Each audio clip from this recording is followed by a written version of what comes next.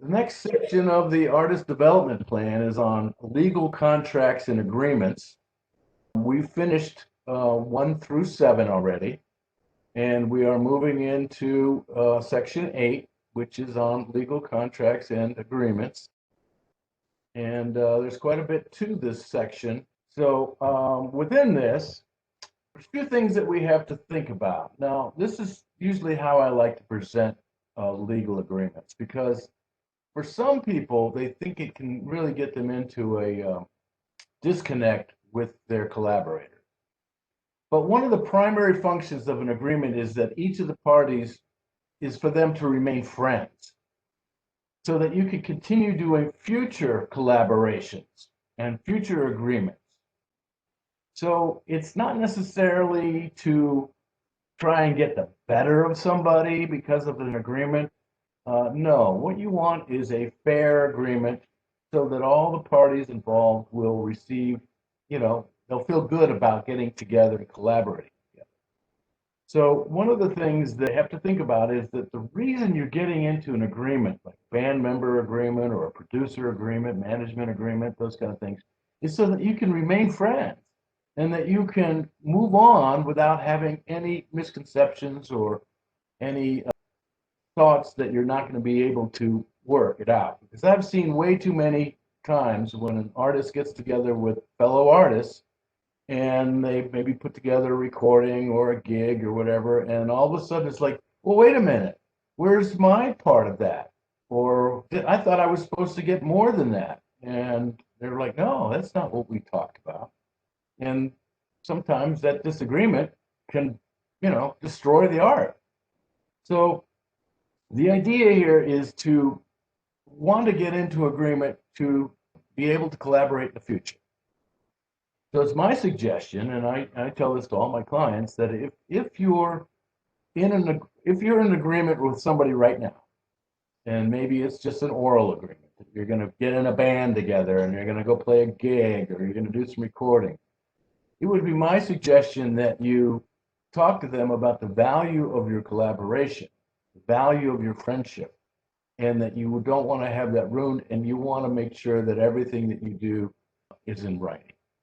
Hopefully, they'll have the same frame of mind that you do and understand that you want to remain friends and want to collaborate some more and not have disagreements because of petty little things that do pop up when people just talk about them.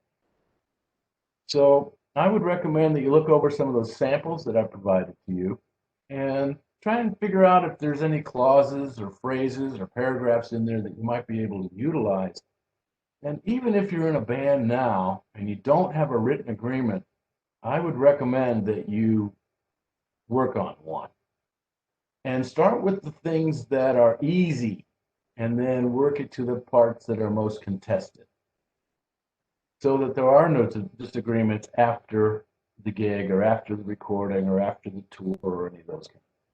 All right, so my first attorney told me that when I read an agreement, I should pretend that I don't know how to read very well and to read it very slowly so that I can understand each word within the agreement.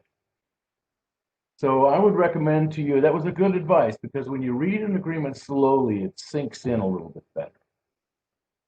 You may have heard stories of an unscrupulous manager or publisher or agent who stole, quote, an artist's work.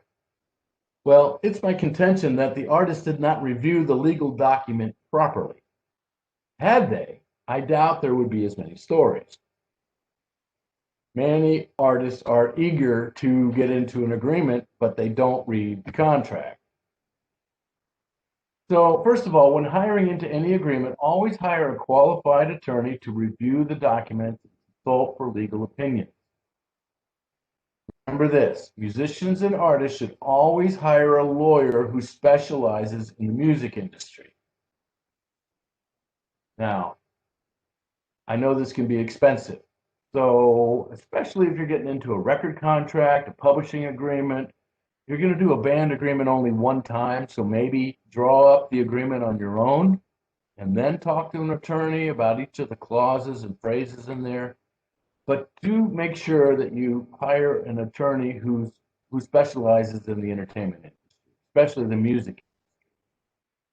A lawyer who works in may not understand the royalty sections of a music industry contract. They know what's missing in the fine print. Okay, so remember, a contract is not always what is in the agreement, but also what's not in the agreement.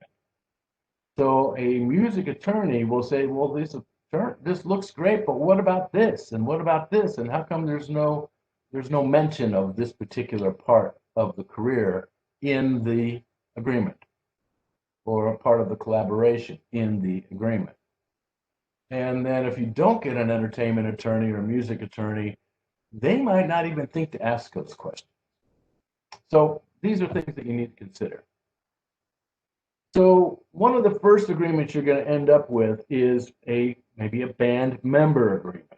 And this might be an operating agreement for your company, making sure that everybody's on the same page, so to speak, and everyone's understanding the same goals and their own responsibilities and how much you're getting paid, if any, and what their royalties will be, or percentages of sales or tickets or whatever it's going to be. This is a very important agreement to have. So if you're collaborating with other musicians, make sure that you have a written agreement in place. I've seen way too many bands break up. Good quality groups break up because of a misunderstanding. So make sure it's a valid conversation that you have to make that work. And then think about an artist management agreement. You know, the manager is going to be an important part of the artist's career, so you're going to need a good artist management agreement.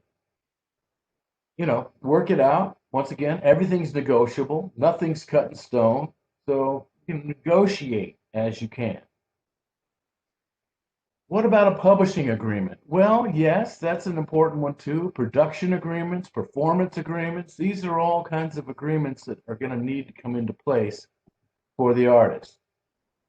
But band agreements may define the issues related to running the artist's career as a business, as well as how artists will work with people within the band and those on their team.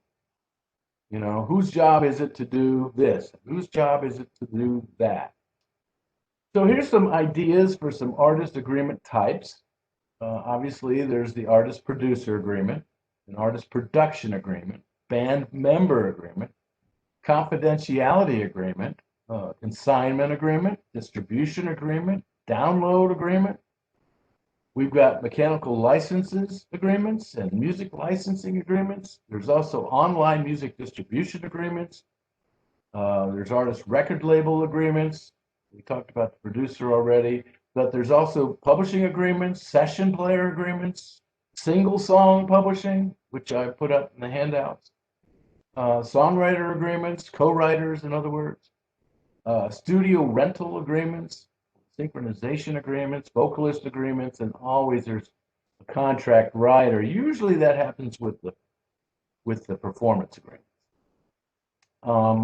But just keep in mind, there's lots and lots of agreements out there. This industry is contract crazy, and mainly because it's the art of content and the art of performance. And the performance can be, you know, as a musician, but the content is the writing of those, recording and producing. Okay.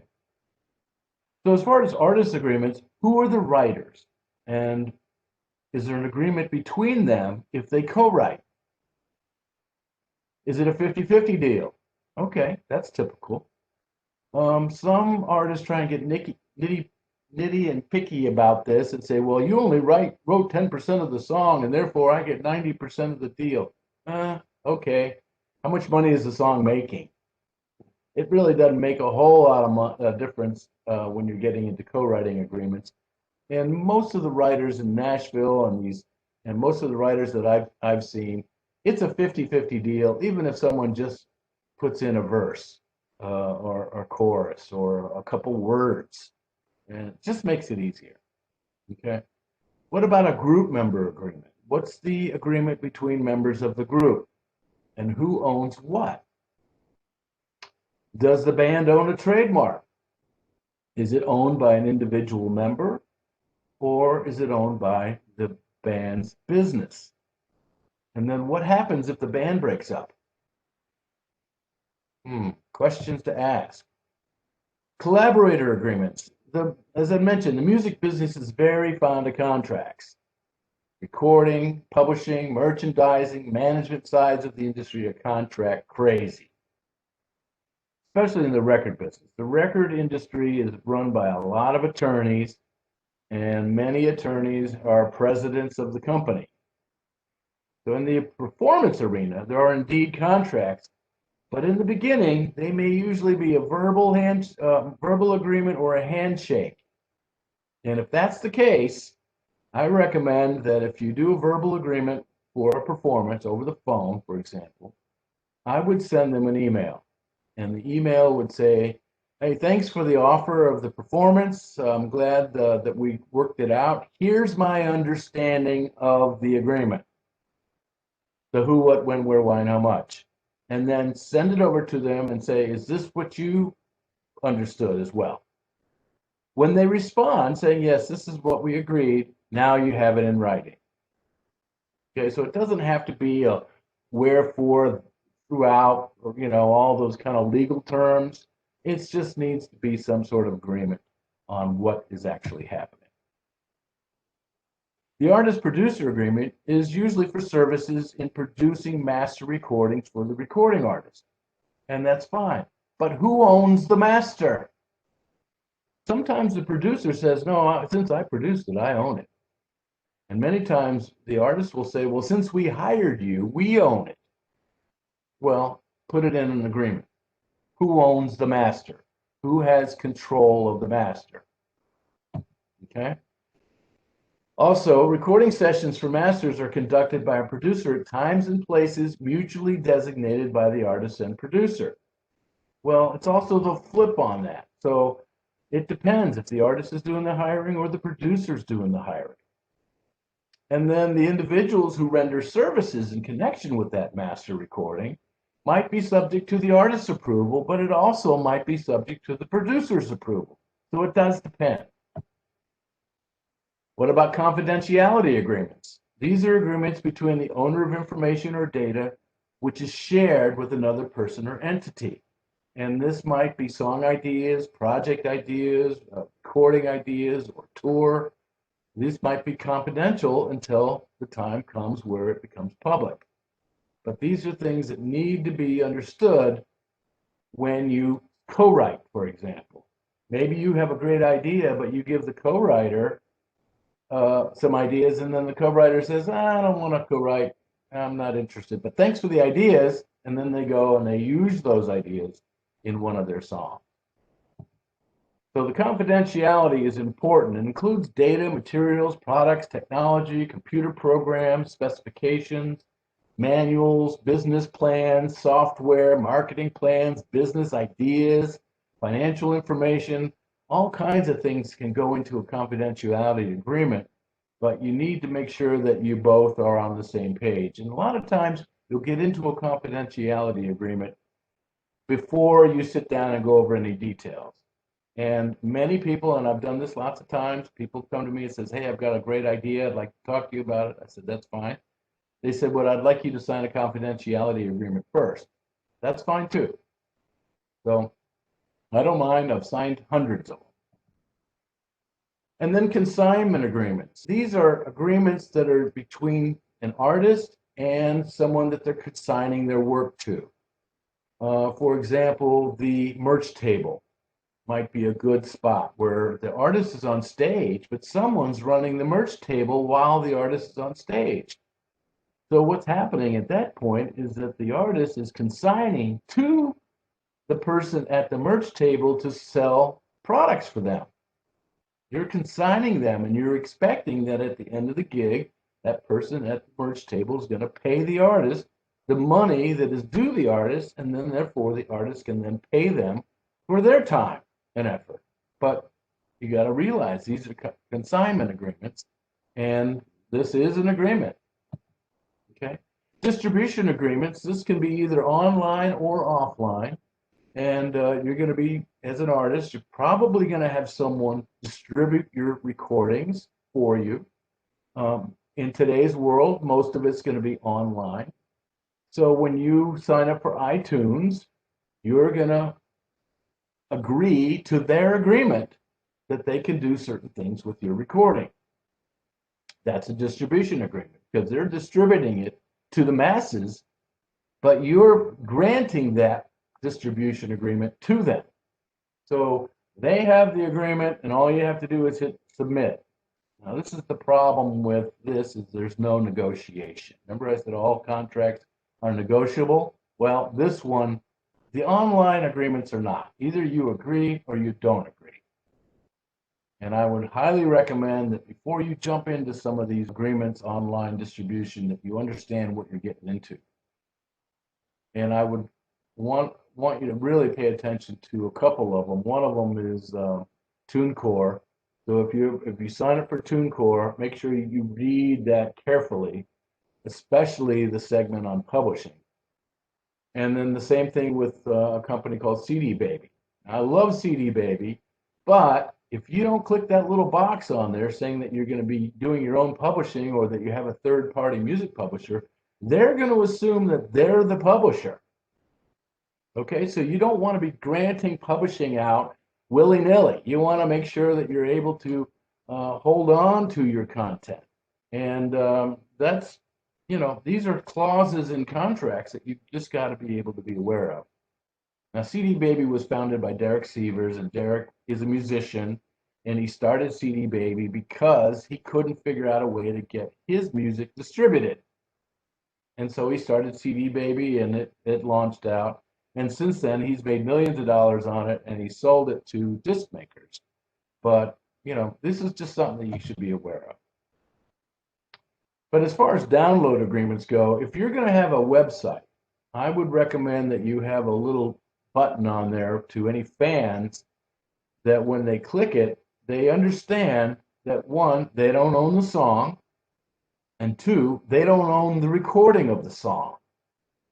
All they have the right to do is, and they're licensing it from you, basically, is that they can listen to the song on their own platform, on their own computer or iPhone or smart device or, laptop or whatever, and that they can't necessarily share it with anybody. They can't give it away. They can't try and sell it because it's not theirs. So I would put that on your website as far as a download. Mechanical license agreements. These are granted by the copyright owner, typically the songwriter or publisher, to a licensee to record, reproduce, market, and sell a musical composition. Okay, so what they're doing is, songwriter, for example, would license their song to a record company.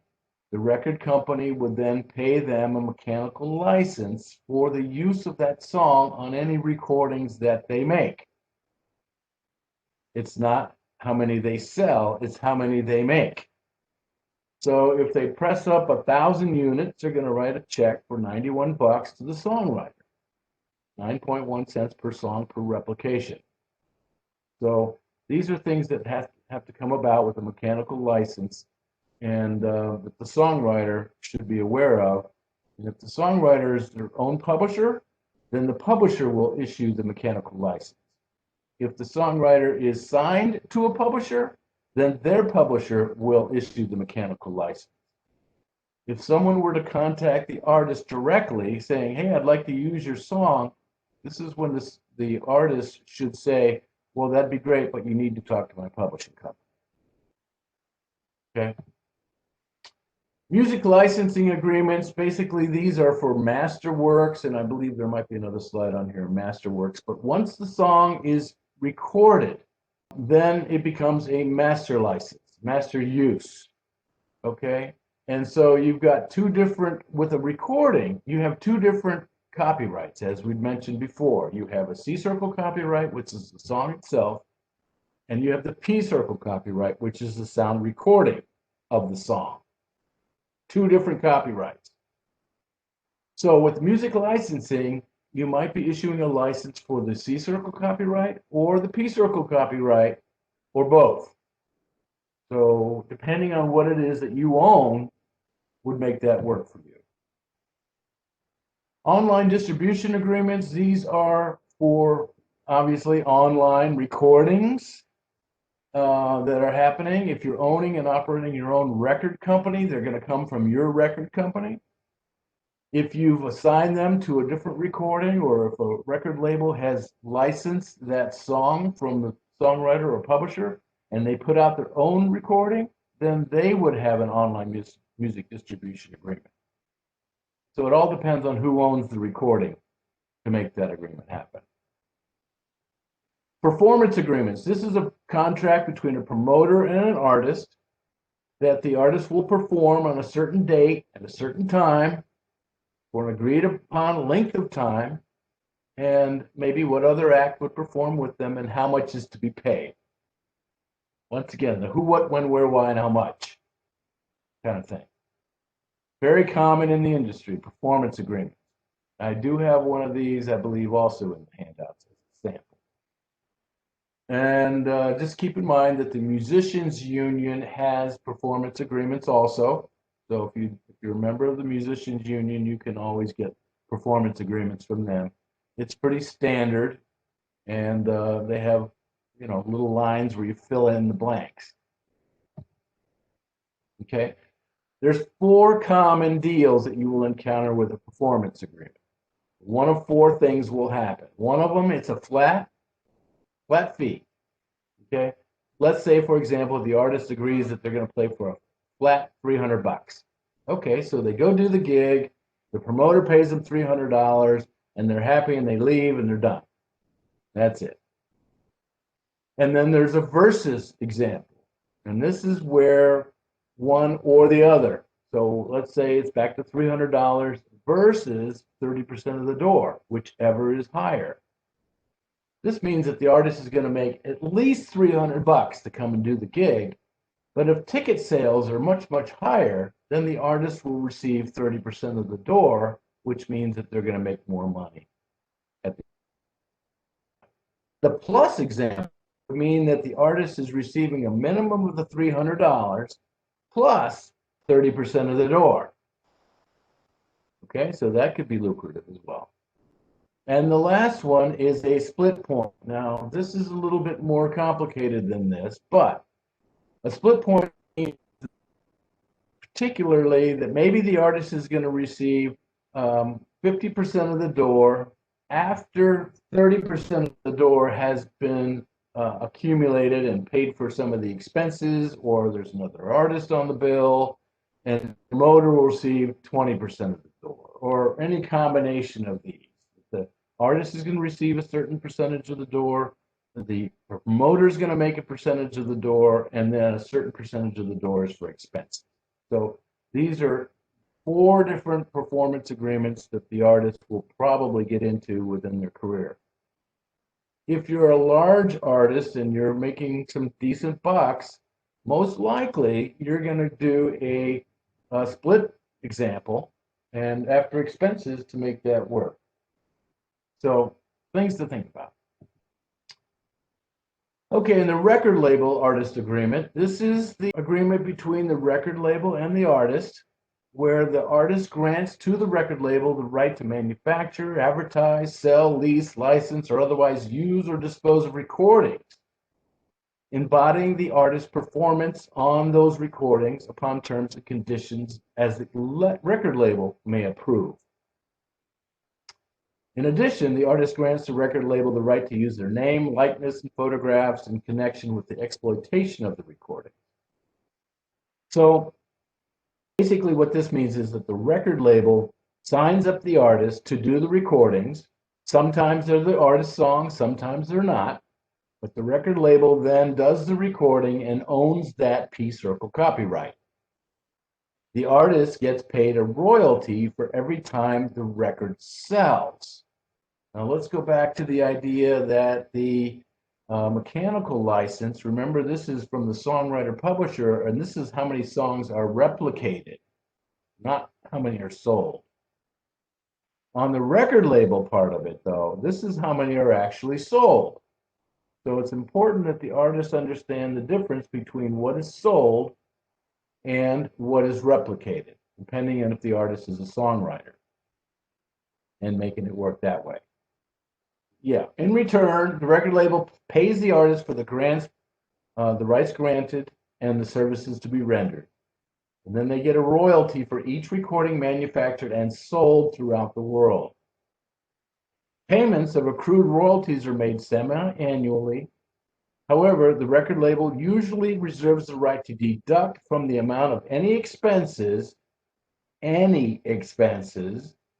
or royalties previously paid or recordings returned, either as defective or on exchange. So in other words, all the expenses put into the recording come out of the artist's royalties, 100%.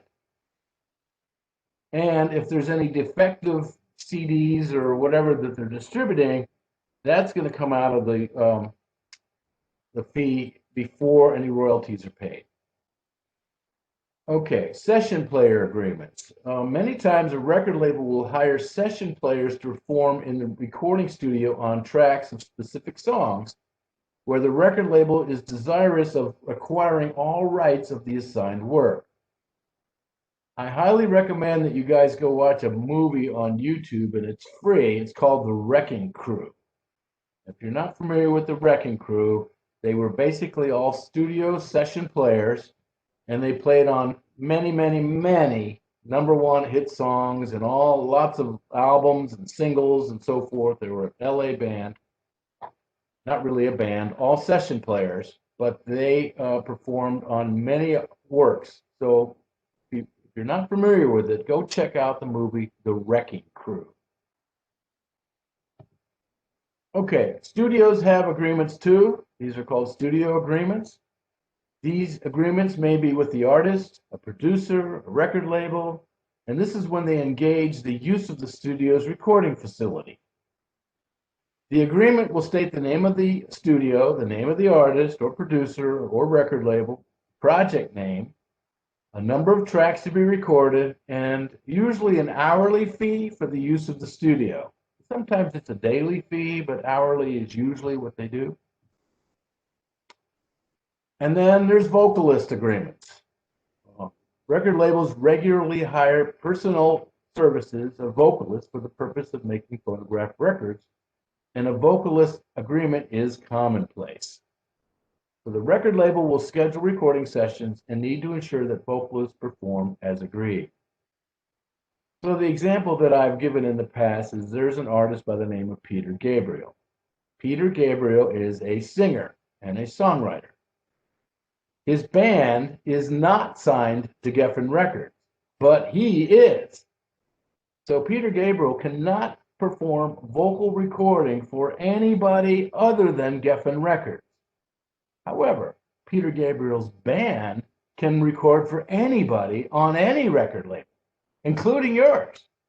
So these are things to think about when a record label is out there hiring vocalists.